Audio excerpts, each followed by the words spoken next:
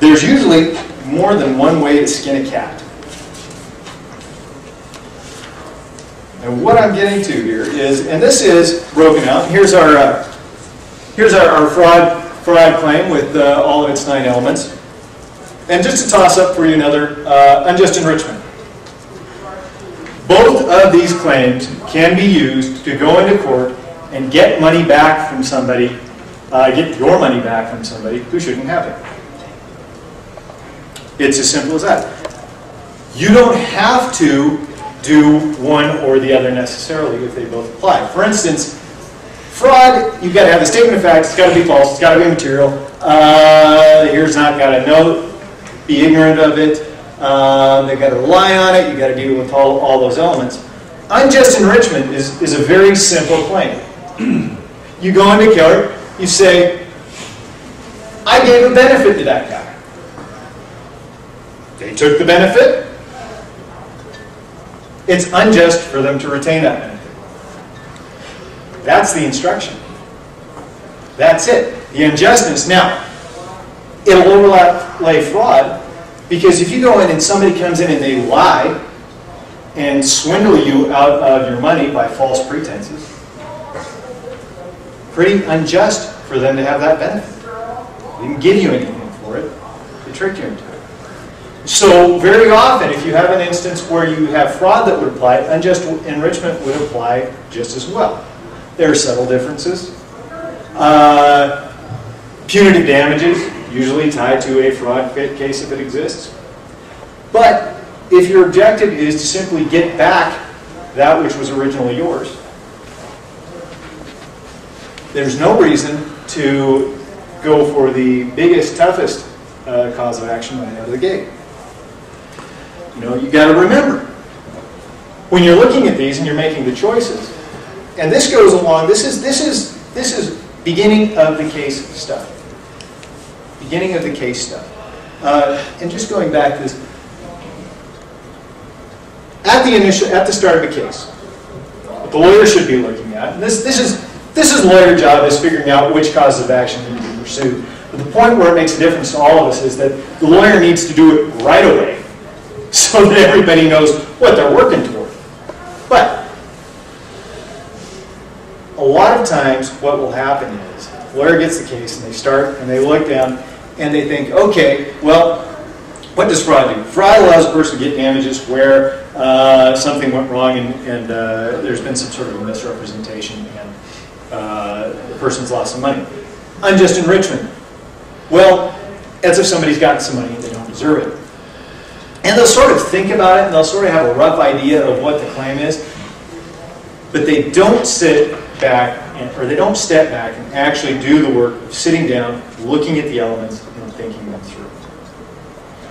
And that becomes a problem because what they'll do is then just out of call it efficiency, or because they don't have enough time, or because they really know this area of the law, you know. And the truth is, just no two cases are alike. They just flat out aren't.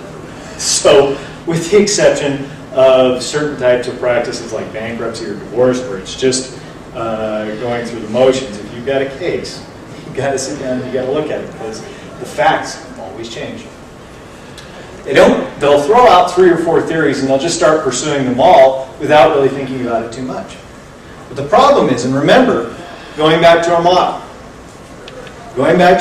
is the basic issue is that you've got to worry about proof for each of those causes of action. If somebody would sit down and analyze their case early, oftentimes they will find out that they have problems chasing down certain elements of their claim. It's a chronic failing that lawyers do not do this early enough. How many of you, sitting there thinking of the experience that you've had working with a lawyer on a case, feel that you've been dealing with a lawyer who didn't do this analysis until you were done with your investigation and right on the verge of trial? There's some hands up. It happens all the time. It happens all the time. And that's why the point is, hey, look, this is beginning of the case stuff, not end of the case stuff. There's another reason. There's another reason why you need to do it. Not just because you might have evidentiary problems.